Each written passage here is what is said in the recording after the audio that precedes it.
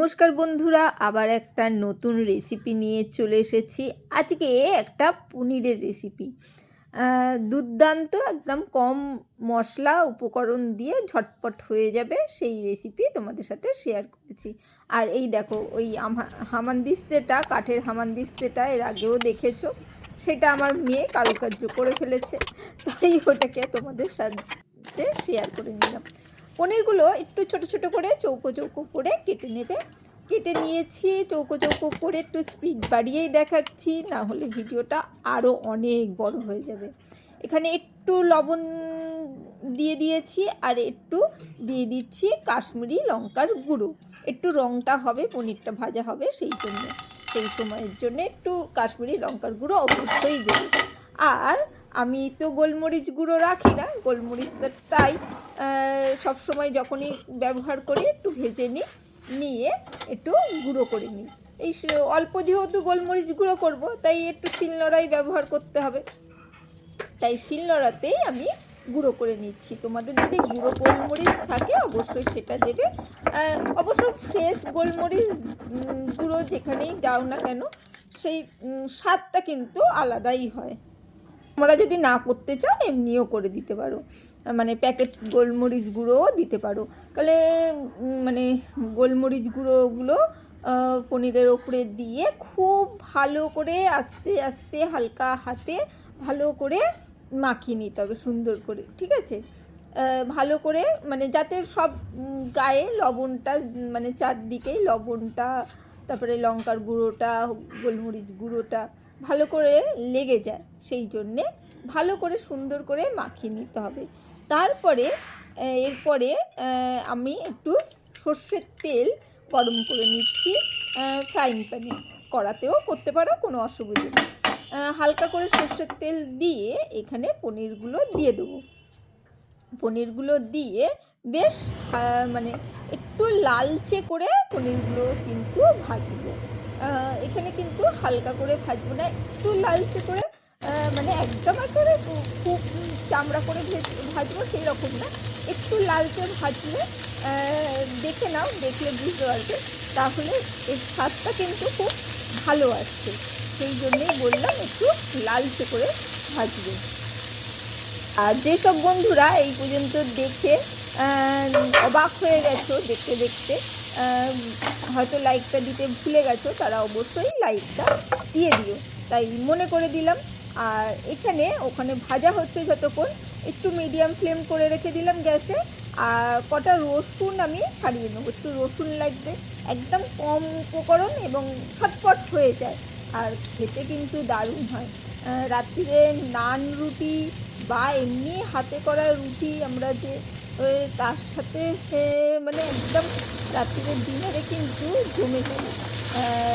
হ্যাঁ, সকালেও তোমরা ট্রাই করতেই পারো, সকালের টিফিনে বা হ্যাঁ, টিফিনের রুটির সাথেও ট্রাই করতে পারো, দুপুরে ভাতের সাথেও ট্রাই করতে পারো, কিন্তু রুটি, নান এইসবের সাথে কিন্তু রেসিপিটা বেশি ভালো যাবে, ঠিক আছে? দেখো, আমি বেশ কিন্তু পনিরগুলোকে উল্টে পাল্টে ভেজে নিচ্ছি, বললাম না একটু লাল করে ভাজতে হবে, সেই জন্য।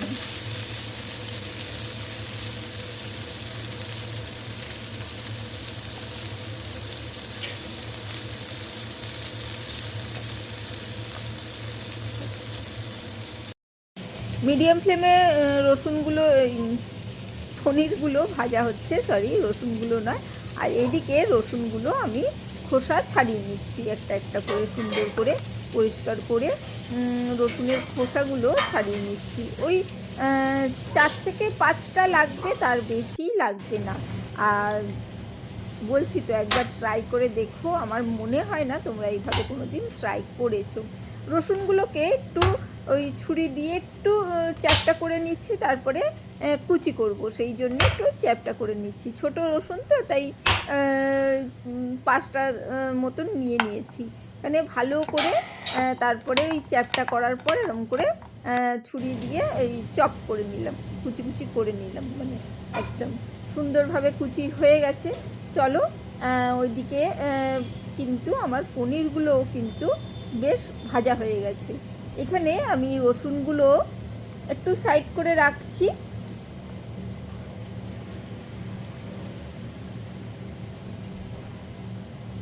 এরপর একটা পেঁয়াজ আমি কেটে নেবো। পেঁয়াজটা কীভাবে কাটছি একটু দেখাচ্ছি।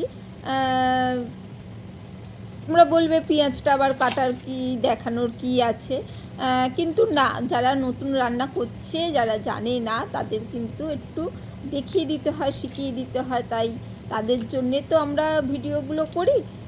যারা জানে বা পারে তাদের তো কোনো দরকার হয় না, তারা তো জানি। দেখো, পেঁয়াজটা খোসাটা ছাড়িয়ে পেঁয়াজগুলোকে আমি কাটবো হচ্ছে একদম সরু সরু করে, পাতলা পাতলা করে, যতটা বা মানে পারবে পাতলা পাতলা করে এইভাবে কাটবে। লম্বা লম্বাই কিন্তু পেঁয়াজগুলো রাখতে হবে। এই লম্বা লম্বাইভাবে একদম পাতলা পাতলা করে কিন্তু কেটে নিতে হবে। এইগুলো কিন্তু মানে মাঝখান থেকে আর কাটবো না, এরকম লম্বা লম্বা থাকবে। দেখতেই পাচ্ছ, দেখে অন্তত অনেকটাই বুঝতে পারছো কতটা পাতলা করেছি। ওটা একটু মোটা মতন রয়েছে, ওটাকে পরে গিয়ে আমি আবারও মানে আস্তে করে কেটে নিয়েছি। এখন যেহেতু ভিডিওর সামনে রয়েছে, সেই রিস্কটা নিলাম না। মানে সব দিকে তো ভিডিও করতে গেলে সব দিকে নজর রাখতে হয়, তাই কাটতে গিয়ে ওটা যদি ঠিক করে না কাটা হয় তাই মুশকিল হবে। না হলে যদি না কাটা যায় বড় টুকরো কিন্তু তোমরা অন্য তরকারিতে দিয়ে দেবে, রেখে দেবে, কিন্তু মোটা টুকরো করলে হবে না। একদম দেখতেই পাচ্ছ একদম পাতলা পাতলা কিন্তু আমি একদম লম্বা লম্বা করে কেটে নিয়েছি। আর পেঁয়াজগুলোকে একটু ছাড়িয়ে আলাদা আলাদা করে নিতে হবে, হাতের সাহায্যে একটু আলাদা করে নিলাম, তাহলে কী হবে, ভালো লাগবে।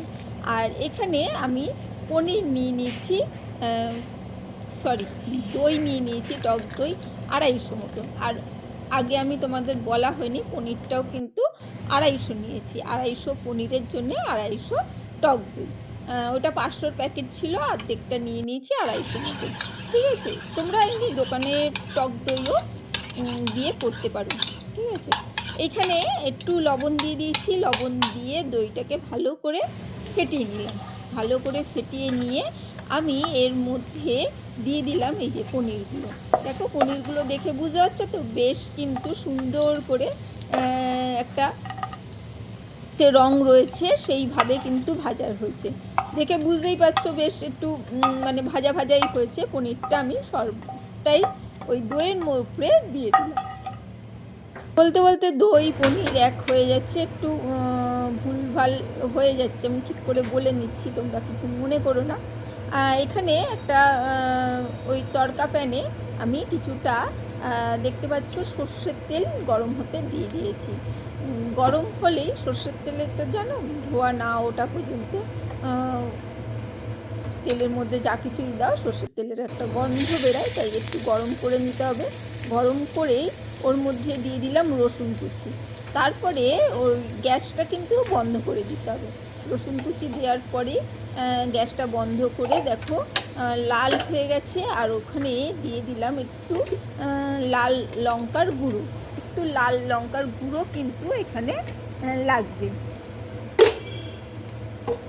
আর গ্যাসটা কিন্তু বন্ধ করে দেবে। আর এখানে আমি দিয়ে দিলাম একটু কাসুরি মেথি। বুঝতে পেরেছো তো, কাসুরি মেথি দিয়ে দিয়েছি। একটু নাড়াচাড়া করে ওই ভাজাটা আমরা পনির আর দইয়ের ওপরে দিয়ে দেবো। মানে রসুন, এখানে শুকনো লঙ্কার গুঁড়ো আর দিয়ে দিয়েছি কাসুরি মেথি ভেজে এর মধ্যে ওপরে দিয়ে দেবো। একটা দারুণ সেন্ট বেরোবে। আর তেলটা গরম হয়ে গেলে, বারবার বলছি, অবশ্যই গ্যাসটা বন্ধ করে নেবে। বন্ধ করে মানে রসুনটা দিয়েই কিন্তু গ্যাসটা বন্ধ করে নেবে। দিয়ে লঙ্কার গুঁড়ো আর কাসুরি মেথিটা দেবে। দিয়ে ভালো করে এই যে এখানে মিশিয়ে নিচ্ছি, দেখতেই পাচ্ছ ধোয়া উঠছে আর দুর্দান্ত একটা মানে গন্ধ আসছে।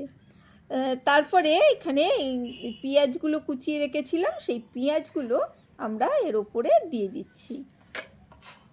একবার অবশ্যই ট্রাই করো রুটির সাথে, দারুণ। আর টিফিনেও যদি রুটির সাথে এইভাবে পনিরটা দিয়ে যদি পাকিয়ে দাও রোলের মতন করে, বাচ্চাদের টিফিনেও কিন্তু দারুণ যাবে। আর সত্যি খেতে অসাধারণ। একবার অবশ্যই করো। আর রাতের ডিনারে করলে তো কোনো ব্যাপারই না। রাতের ডিনারটা দারুণ জমে যাবে, দারুণ জমে যাবে। দেখবে একটা টেস্টি রেসিপি কিন্তু, অবশ্যই ট্রাই করো। আর যারা কাঁচা লঙ্কা খেতে ভালোবাসো তারা অবশ্যই একটু কাঁচা লঙ্কা সরু সরু করে কেটে দিও, ভালো লাগবে। মানে যারা কাঁচা লঙ্কা পছন্দ করে এর সাথে কাঁচা লঙ্কাটা একটু মানে পাতলা পাতলা করে কেটে দেবে, ভালো লাগবে। যারা পছন্দ করো না তারা কাঁচা লঙ্কাটা স্কিপ করবে, কোনো ব্যাপার না। আমার কিন্তু মোটামুটি রেডি হয়ে গেছে পনিরের রেসিপিটা। এবার সুন্দর করে কিন্তু প্লেটে সার্ভ করব। এইভাবে মানে এইভাবে বাটিতে কিন্তু আমি সার্ভ করব না, তাতে কি হবে বাচ্চাদের মানে ওইভাবে ঘেঁটে দিলে না বাচ্চাদের কিন্তু ভালো লাগে না। অবশ্যই সুন্দর একটা প্লেটে সার্ভ করার চেষ্টা করবে বা বাটিতে সুন্দরভাবে এক জায়গায় সবটাই রেখে তারপরে কিন্তু ডিনার টেবিলে রাখবে, বা যারা নিচে বসে খাও নিচেই রাখবে, ভালো লাগবে। যখন তুলে দেবে না সবার পাতে, সবার কিন্তু আনন্দ হবে। সবসময় লোকজনে আসলে কেন, নিজেদের বাড়িতেও বাচ্চাদের দেখবে, বাচ্চাদের খাওয়ার ইন্টারেস্টটা না ওদের কিন্তু থাকবে। সবসময় লোকজন এলেই ভালো পাত্র বের করব, আর এমনি সময় বাচ্চাদের এমনি ওইভাবে কোনো রকমে খেতে দিয়ে দেবো, তাতে কিন্তু বাচ্চারা ওইভাবে খেতে শেখে না। সবসময় সুন্দর পরিবেশন করে দিলে না ওরা কিন্তু সত্যিকারেই আস্তে আস্তে খেতে কিন্তু শেখে আর ভালোবাসে। তাই অবশ্যই ট্রাই করো, আর রেসিপিটা কেমন লাগলো সেটাও বলো। আজকের জন্যে টাটা, বাই বাই। আবার দেখা হবে অন্য কোনো দিন অন্য কোনো রেসিপিতে। আর ভালো লাগলে লাইক কমেন্ট শেয়ার করতে ভুলো না। ভালো থেকো সবাই, টাটা, বাই বাই।